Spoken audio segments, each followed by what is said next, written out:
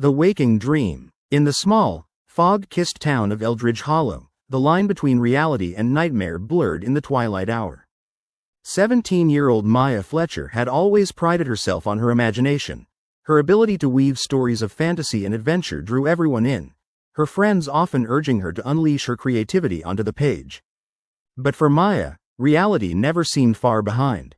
It seemed almost an extension of her stories, both beautiful and horrifying, with intricate shadows lurking in the corners of her mind. But things changed after her grandmother, Evelyn, fell ill. The laughter-filled afternoons spent in her grandmother's cozy apartment slowly dissolved into a shadowy world of confusion and lost memories, as Evelyn's once vibrant mind unraveled before Maya's eyes. The woman who had painted vivid landscapes and spun tales of years long past now sat vacant and confused, sometimes even addressing her imaginary friends who danced and whispered around her. It was as if the very essence of the person Maya loved most was fading with every passing day. One crisp autumn afternoon, while sifting through Evelyn's belongings in the attic, Maya stumbled upon a dusty, leather-bound journal. The cover was embossed with spiraling designs that seemed almost alive under the dull light. As she opened it, she was hit by the musty scent of old pages and forgotten secrets. The journal chronicled her grandmother's life, filled with childlike drawings and poetic verses that spoke of vibrant, fantastical worlds.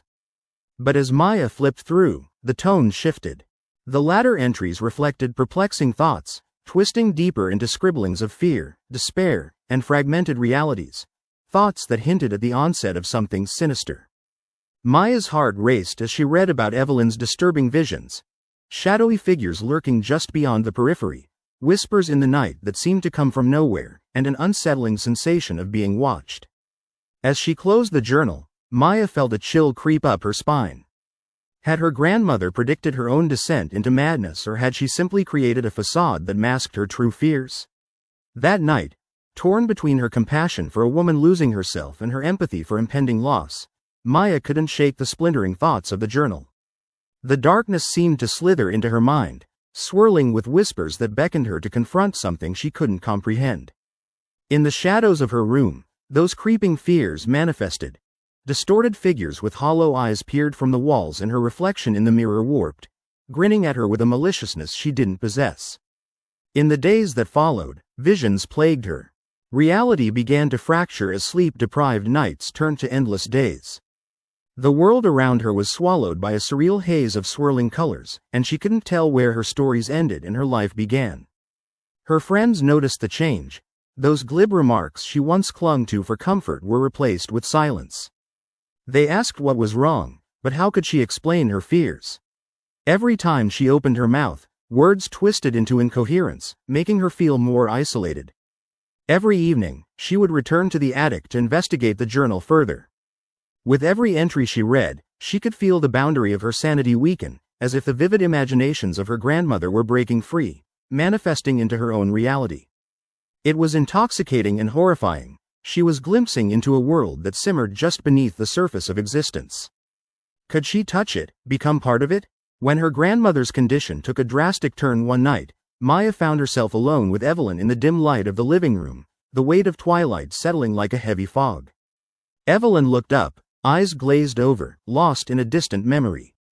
"They're here," she whispered, voice trembling, as though she could see the shadows of contrasting realities that Maya could not. "Who, Grandma? Who is here?" Her voice quivered with trepidation. "The ones that visit in the night, the shadows," she replied, the fabric of her consciousness flaking away. "They're here to take me." Maya's heart bounced in her chest. The very shadows she had witnessed now danced between them, taunting. "No, it's just a trick of the mind," she murmured, trying to convince both her grandmother and herself. Yet, the darkness was thick, a suffocating shroud. As the clock struck midnight, fear slammed into Maya as a realization dawned upon her. The whispers from her grandmother echoed in her spirit. Perhaps there were other dimensions, other places and riddles to unravel. "Evelyn," Maya began, panic rising, "you have to fight them." With a sudden flicker of clarity, her grandmother seized her hand. "Maya, listen carefully. When they come for you, do not close your eyes. Do not dream. It's the dream that lets them in." Maya's vision blurred as she watched her grandmother sink deeper into darkness. The shadows loomed larger and more vivid. Time itself felt like quicksand, slipping through her fingers and spilling all around her. She felt the pull as the surreal world wrapped tighter around her. Maya awoke in the cold, damp attic, the journal sprawled open beside her, filled with frantic scribblings that now mirrored her own crumbling psyche. Panic surged. She saw it clearly now. The horror was not only in her grandmother's mind, but in her own. Each night after, as sleep sought to consume her, she fought with an awakening clarity, convincing herself to stay awake, to not enter that world. But dreams have a cruel way of weaving through the mind, and one fateful night, exhaustion consumed her. As she drifted into slumber, the shadows of Eldridge Hollow, and the madness they harbored, welcomed her with open arms, sealing her fate as they whispered sweet nothings that sounded so much like her own name. In the depths of that corrupted reality, too late she understood. Those whispers weren't the shadows tormenting her grandmother, they were the echoes of her own mind, fracturing and folding within itself. And like Evelyn, she too had become a page in the journal, lost in a waking dream, forever trapped in a world where realities collide with madness.